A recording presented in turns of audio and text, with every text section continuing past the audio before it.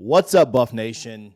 Thank you guys for tuning in today. I hope that you've had a good week, and I appreciate you guys for being part of the prime time for college football. Now, our plan today isn't what we're going to end up doing. Too many things happened yesterday. We bumped back our offensive preview until probably tomorrow. We'll see. Things can change. I appreciate you guys being flexible. We are going to talk about the offense, but we've got a couple of news stories for you that we wanted to comment on, including Coach Prime clapping back at those that question his recruiting. But let's get right after it and let's get into it. First up, we're going to talk about Coach Prime some. We're going to talk about Shedeur making some very bold comments. Now, we've talked a ton about Shedeur and what our thoughts are for him this upcoming season. Let me tell you something. Colorado is only going to go as far as he will lead them, and they're only going to do as well as he does. That is what happens anytime you have an elite quarterback. That's honestly the truth about any quarterback out there. But he made some pretty bold comments. We've talked about him with regard to the draft. We've talked about him with regard to the NFL. And it sounds like he's pretty laser focused on that. Watch this video, and then we're going to talk about it. Because I'm trying to be the first quarterback off the board. That's really what it is. And I respect Caleb. I respect how he plays. He's a great player. It's different.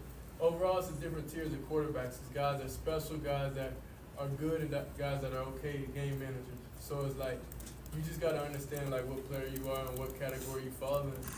So I understood. I know this year wasn't my year, so next year I didn't have enough time at this level because it's a lot of things that go into it, but I just didn't have enough time, but on the field and off, So I feel like I'm just excited to be back with the team, to be able to have another year, to do things over again, to do it the right way. And I understand how Power 5 football is, which is pretty much the same. It's just, D-line get off blocks a little bit quicker sometimes. I'm excited to see what he looks like this year. He talks about wanting to come back so that he can be that first quarterback off the board. And listen, something that I don't necessarily know if it gets pointed out enough is, man, he showed a lot of humility here. And he basically said, like, look, as much as you guys love me, as much as you guys are going to go to fight for me, like, I wasn't ready for the NFL. I am not Caleb Williams. I am not good enough to be the number one overall pick this year. Like, I just wasn't.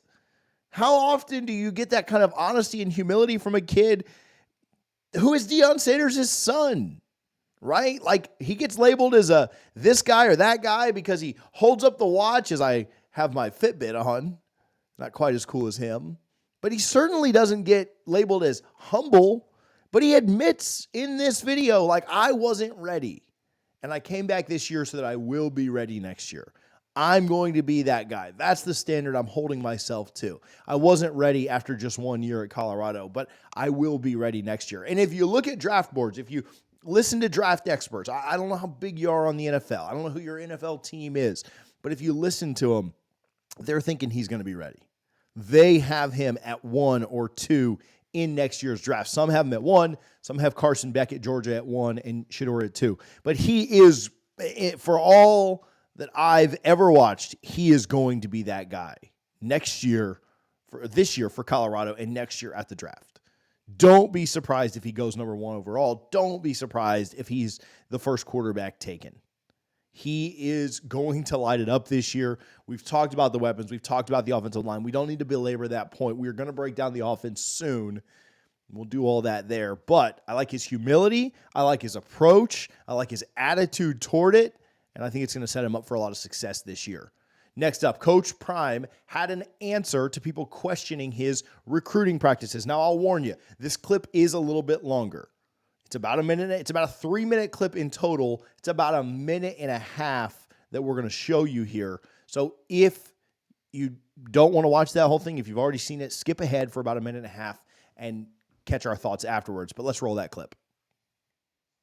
Let me address something else that I think I need to address. I don't know who did it. I don't know if they're in here. If they are, you could just raise your hand like we did when we were in nursery and we said here. There's an article that came out that said I don't go on visits. Okay. My approach, it's totally different than many coaches' approach. Sometimes I look I'm a businessman as well, so I try to save our university money every darn chance I get. So for me to go to, let's just say I'm going to Florida and I'm visiting whatever school, IMG. You don't think those coaches going to be a little upset if I don't come by the school down the street? You don't think it's going to be pandemonium if I'm going to get naysayed if I don't go another 45 minutes?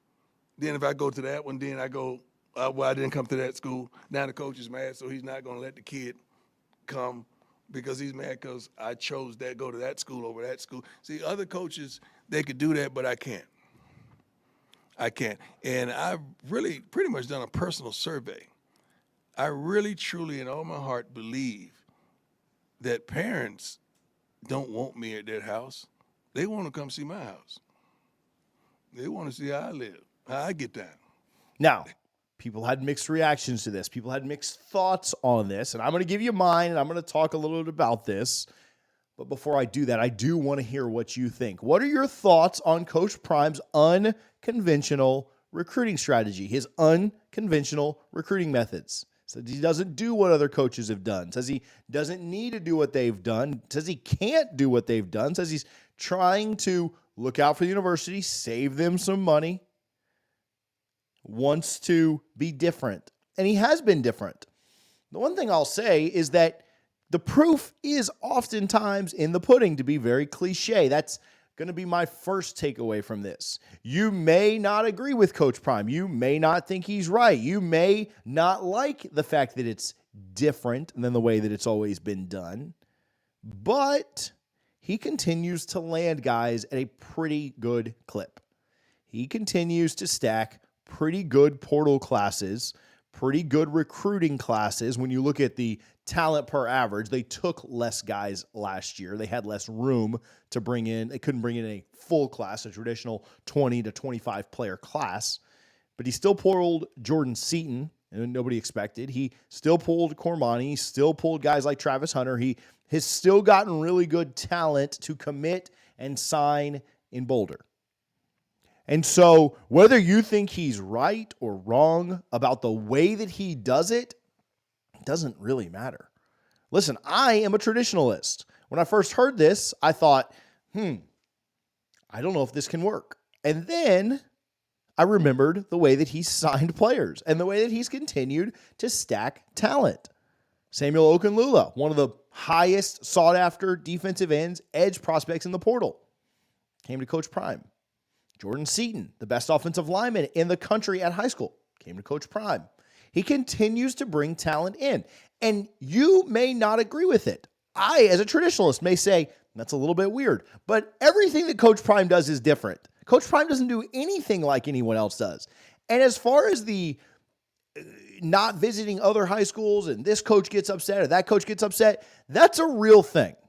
Now, it shouldn't be, but coaches want these, high school coaches want these college coaches, especially Coach Prime and others, to visit their school. It looks good for their school. They can use that to then recruit their players.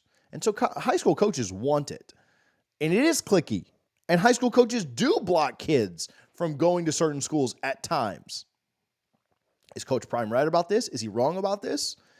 It doesn't really matter. Does he continue to land kids? Does he continue to bring in really good talent? The answer to that is yes. How he does it isn't necessarily the biggest question. It isn't necessarily what's most important. It's just the fact that he lands them. If Coach Prime can stack good talent on good talent on good talent and do it a different way than it's been done, then hats off to him.